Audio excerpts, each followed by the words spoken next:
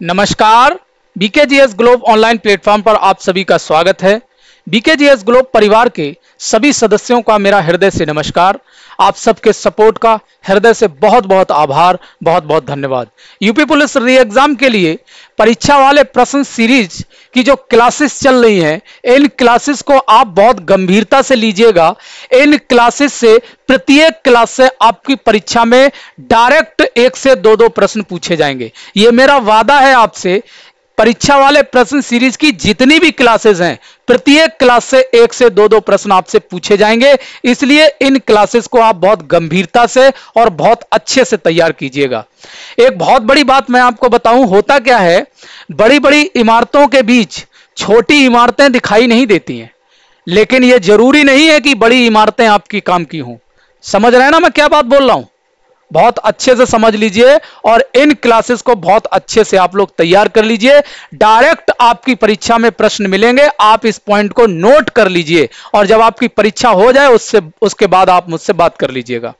ठीक, तो अब आइए इस बेहतरीन क्लास को हम शुरू करते हैं। और आज की क्लास में हम यूपीजीके के तहत उत्तर प्रदेश के लोक नृत्य एवं लोकगीतों को समझेंगे। इस क्लास को शुरू करने से पहले कल हमने आपको जीके और जीएस की मॉक टेस्ट सीरीज कराई थी।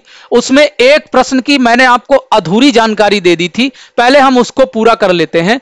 तो इसका जो पहला ही प्रश्न है, अंतरराष्ट्रीय योग दिवस, अंतरराष्ट्रीय योग दिवस, इसकी शुरुआत 2014 में, यानी इसको जो स्थापित किया गया, इसको जो मान्यता दी गई वो 2014 में संयुक्त राष्ट्र संघ द्वारा 2014 में 21 जून को योग दिवस के रूप में मान्यता दे दी गई। और यही बात मैं आपको बता दिया। उसमें मैं आपको यह बताना भूल गया कि जो प्रथम योग दिवस था, प्रथम योग दिवस ये भैया मनाया गया है 2015, यानी प्रथम योग दिवस 21 जून 2015 को मनाया गया। यह चीज आप ध्यान रखिएगा, इतनी बात ये छूट गई थी, इसलिए इस बात को आप लोग समझ लीजिए। यह आप लोगों के लिए जरूरी है, अगर आ गया तो फिर आप कंफ्यूज कर जाएंगे। ये अब हम अपनी इस बेहतरीन क्लास को शुरू करते हैं। नृत्य एवं लोकगीत प्रसिद्ध पुस्तक है नाट्यशास्त्र, जिसकी रचना भरत मुनि ने की है। इसे संगीत का बाइबल कहा जाता है, यानी संगीत की जो परंपराएं हैं, चाहे वो नाट्य कला हो, चाहे वो गायन कला हो, सबका स्रोत नाट्य शास्त्र को माना जाता है। हालांकि सामवेद को भी संगीत का जनक माना जाता है, लेकिन नाट्य शास्त्र की जो है अपनी एक अलग परंपरा है और इसे संगीत का बाइबल कहा जाता है। उत्तर प्रदेश का भैया एक शास्त्रीय नृत्य है, अक्सर आपसे प्रश्न पूछा जाता है। उत्तर प्रदेश का एक शास्त्रीय नृत्य है जिसका नाम है कथक। कौन सा है? कथक। और कथक के अगर हम प्रारंभ की बात करें तो कथक का जो प्रारंभ माना जाता है वो मंदिरों में पुजारियों द्वारा कथा कहते समय हाव भाव से माना जाता है। आप लोग देखिए कि सामान्य अवस्था में जब हम बात करते हैं, हम अगर किसी से बात कर रहे होते हैं तो हमारे हाथों का, हमारी बॉडी लैंग्वेज का पोस्चर बदल जाता है, हमारे हाव भाव बदल जाते हैं। तो मंदिरों में जब पुजारियों द्वारा कथा कही जाती थी, उन कथा कहने के दौरान उनके जो हाव भाव उत्पन्न होते थे, उससे इस कथक नृत्य का उदय माना जाता है। ठीक है, अब कथक का जो सबसे ज्यादा विकास हुआ, यानी कथक जो स्थापित हुआ उत्तर प्रदेश में, वो अवध के नवाब वाजिद अली शाह, ये भैया अवध के अंतिम नवाब थे वाजिद अली शाह, इनके दरबार में कथक का सर्वाधिक विकास हुआ है। ठीक है, इतनी बात। देखिए, लोक नृत्य जो होते हैं इनका आयोजन विभिन्न अवसरों पर किया जाता है। कैसे अवसर? जैसे बच्चे का जन्म हुआ, विवाह हुआ, कोई त्योहार आ गया, तो ये जो अवसर होते हैं, इन अवसरों पर नृत्य किए जाते हैं, क्षेत्र विशेष में अलग अलग, और इनको लोक नृत्य की संज्ञा दी जाती है। इसलिए दी जाती है क्योंकि इनको अलग अलग क्षेत्रों के लोगों द्वारा अलग अलग पद्धतियों पर किया जाता है। उत्तर प्रदेश का जो सर्वाधिक लोकप्रिय नृत्य है, यानी लोक नृत्य है, वो नौटंकी है भैया। कौन सा है? नौटंकी है। और नौटंकी वैसे तो पूरे उत्तर प्रदेश में होती है, नौटंकी नृत्य पूरे उत्तर प्रदेश में होता है, लेकिन इसके लिए हाथरस और कानपुर बहुत प्रसिद्ध है। हाथरस, इसमें क्या होता है, इसमें गायन के साथ साथ लोक कथाओं का भी प्रदर्शन होता है। मतलब गायन भी होता है, गाना भी गाया जाता है, और उसमें जो लोक कथाएं हैं उनका भी प्रदर्शन किया जाता है। आम बोलचाल की भाषा में भी लोग बोल देते हैं कि बहुत नौटंकी कर रहे हो तुम। तो ये जो नौटंकी है ना, ये उत्तर प्रदेश का लोक नृत्य है भैया। ठीक है, आगे देखिए। अब हम कुछ क्षेत्र वाइज प्रसिद्ध लोक नृत्यों को देखते हैं, जहां से डायरेक्ट आपकी परीक्षा में प्रश्न पूछे जाएंगे। पहले हम लेते हैं ब्रज क्षेत्र को, और ब्रज क्षेत्र का मतलब है मथुरा और उसके आसपास का क्षेत्र। मथुरा और उसके आसपास का जो क्षेत्र है वो ब्रज क्षेत्र कहा जाता है। और यहां का एक प्रसिद्ध नृत्य है जो बार बार आपकी परीक्षा में पूछा जाता है, और उसका नाम है भैया चरकुला। कौन सा नृत्य है? चरकुला नृत्य बहुत प्रसिद्ध है उत्तर प्रदेश के ब्रज क्षेत्र का, और यह होली के आसपास किया जाता है। मतलब जब होली होती है उसके आसपास किया जाता है। इसमें क्या होता है, इसमें महिलाएं नृत्य करती हैं, और एक लकड़ी का पिंजरा होता है जिसे चरकुला बोलते हैं। लकड़ी का एक पिंजरा होता है जिसे चरकुला बोलते हैं, पिरामिड कह सकते हैं, और उसमें 108 दीपक रखे होते हैं। 108 दीपक रखे होते हैं, और उस 108 रखे दीपक के पिंजरे यानी चरकुले को महिलाएं सिर पर रखकर नृत्य करती हैं। महिलाएं सिर पर रखकर नृत्य करती हैं। यह चरकुला नृत्य भैया ध्यान रखिएगा, यह सबसे इंपॉर्टेंट है, आपकी परीक्षाओं में पूछा जाता है। ठीक है। रास नृत्य ब्रज क्षेत्र में रामलीला के समय किया जाता है। जब रामलीला का आयोजन होता है तो वहां पर रास नृत्य किया जाता है। झूला नृत्य भैया सावन महीने में मंदिरों में किया जाता है। घड़ा नृत्य बैलगाड़ी या रथ के पहिए पर घड़ा रखकर यह नृत्य किया जाता है ब्रज क्षेत्र में। मयूर नृत्य की बात करें तो इसमें भैया नृत्य करने वाला मोर बन जाता है। नृत्य जो करता है वो मोर बन जाता है। मतलब नृत्य करने वाला व्यक्ति मोर पंख से बने वस्त्र धारण करके नृत्य करता है। मतलब मोर पंख से बने वस्त्र धारण करता है फिर नृत्य करता है। तो ये ब्रज रीजन के, ब्रज क्षेत्र के प्रमुख लोक नृत्य हैं। इनको आप लोग अपने दिमाग में सेट कर लीजिएगा, यहां से डायरेक्ट आपकी परीक्षा में प्रश्न मिलेगा, यह मेरा आपसे वादा है। आगे देखिए, बुंदेलखंड रीजन को देख लें। बुंदेलखंड ख्याल नृत्य बुंदेलखंड क्षेत्र में पुत्र जन्मोत्सव यानी बच्चे के जन्म यानी पुत्र के जन्म पर किया जाता है। जब पुत्र का जन्म होता है तब ख्याल नृत्य किया जाता है। राई नृत्य बुंदेलखंड के प्रसिद्ध लोक नृत्यों में एक राई नृत्य श्री कृष्ण जन्माष्टमी पर महिलाओं के द्वारा किया जाता है। ठीक है, राई नृत्य श्री कृष्ण जन्माष्टमी पर महिलाओं के द्वारा किया जाता है। सौरा नृत्य भैया फसल कटाई पर किसानों के द्वारा किया जाता है। जब फसल कटने वाली होती है तो उस अवसर पर किसानों के द्वारा सौरा नृत्य को किया जाता है। घोड़ा नृत्य मांगलिक अवसरों पर लकड़ी का घोड़ा लेकर किया जाता है।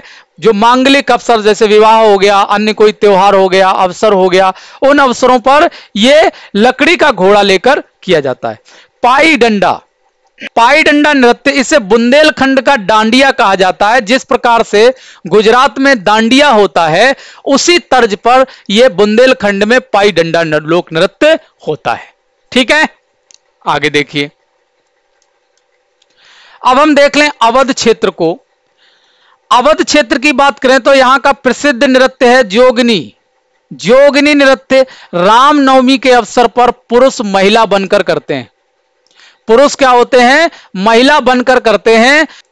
ढेड़िया नृत्य राम के लंका विजय के बाद वापस आने के उपलक्ष्य में किया जाता है। राम के लंका विजय के बाद जब राम वापस आए थे उस उपलक्ष्य में, उस अवसर पर इसको किया जाता है। और एक नृत्य और होता है जिसका नाम है कलाबाजी नृत्य। तो अवध रीजन के ये तीन नृत्य हैं, जोगनी, ढेड़िया और कलाबाजी। ठीक है। पूर्वांचल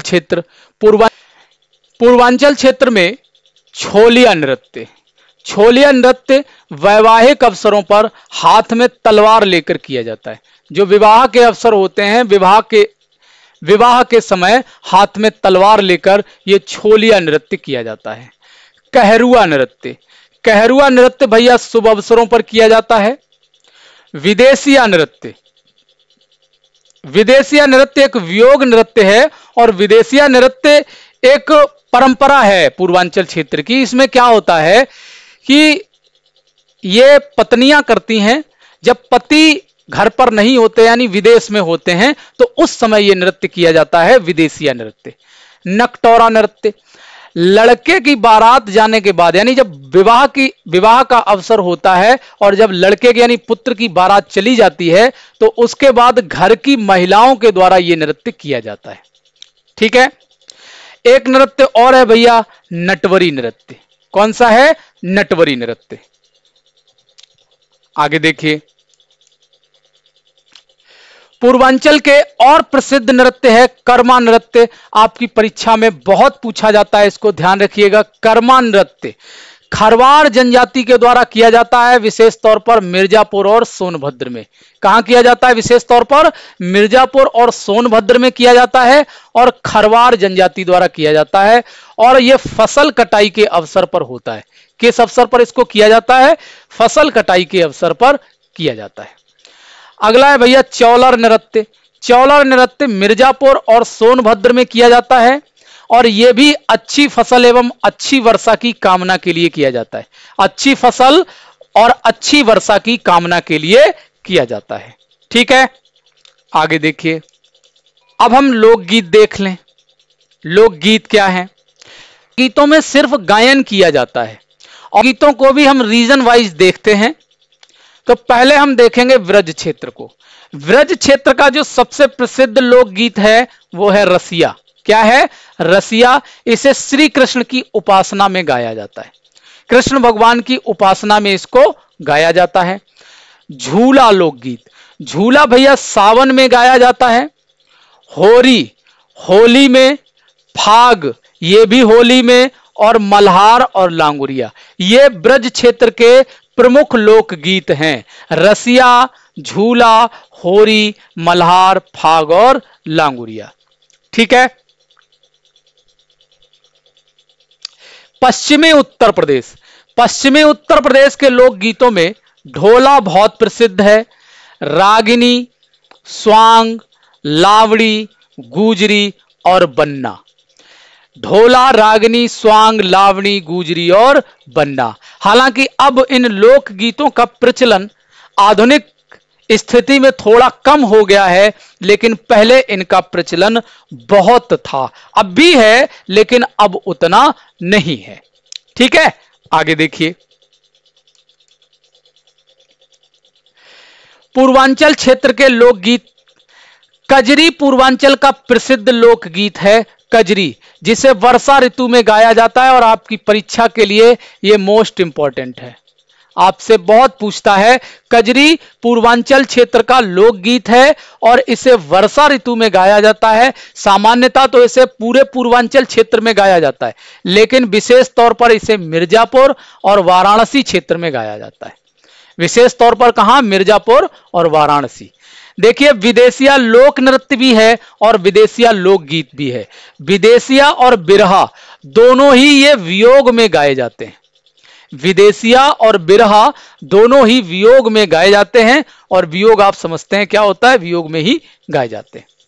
सोहर, सोहर लोकगीत जन्मोत्सव पर यानी बच्चे के जन्म के उत्सव पर गाया जाता है। बच्चे के जन्म के उत्सव पर गाया जाता है। चैती, चैती भी बच्चे के जन्म पर गाया जाता है। इसको चैत्र माह में भी गाया जाता है। चैत्र माह में भी गाया जाता है, इसलिए इसको चैती कहा जाता है। अवध रीजन की बात करें, अवध, अवध रीजन में भैया बधाई, झूला और कजरी। कजरी देखिए यहां भी था, कजरी यहां भी है। सोहर, सोहर, कव्वाली, ये अवध रीजन के लोकगीत हैं। बधाई, झूला, कजरी, सोहर और कव्वाली। ठीक है, याद रखिएगा इनको, यहां से आपकी परीक्षा में प्रश्न बनना तय है। ठीक है, आगे देखिए। बुंदेलखंड रीजन को देखें तो बुंदेलखंड का आल्हा लोकगीत पूरे प्रदेश में प्रसिद्ध है। विशेष तौर पे ये बुंदेलखंड क्षेत्र में प्रसिद्ध है, लेकिन ये ओवरऑल पूरे उत्तर प्रदेश में प्रसिद्ध है आल्हा। और ये वीर रस में गाई जाती है, वीर रस में इसका गायन किया जाता है आल्हा का। इसके अतिरिक्त हरदौल, पंवारा, ईसुरी फाग ये होली पर गाया जाता है। ये भी लोकगीत बुंदेलखंड क्षेत्र के हैं। तो ये भैया उत्तर प्रदेश के लोक नृत्य और लोकगीत थे जो प्रमुखता से परीक्षा में पूछे जाते हैं। इस क्लास को आप लोग बहुत अच्छे से तैयार कर लीजिएगा, इससे आपकी परीक्षा में डायरेक्ट प्रश्न पूछे जाएंगे, ये मेरा आपसे वादा है। आपको अगर ये क्लास अच्छी लगी हो तो वीडियो को लाइक और शेयर जरूर कीजिएगा और कमेंट कर हमें जरूर बताइएगा कि हमारा प्रयास आपको कैसा लगा। मिलते हैं आपसे अगली क्लास में एक अन्य महत्वपूर्ण टॉपिक के साथ। तब तक के लिए नमस्कार, धन्यवाद।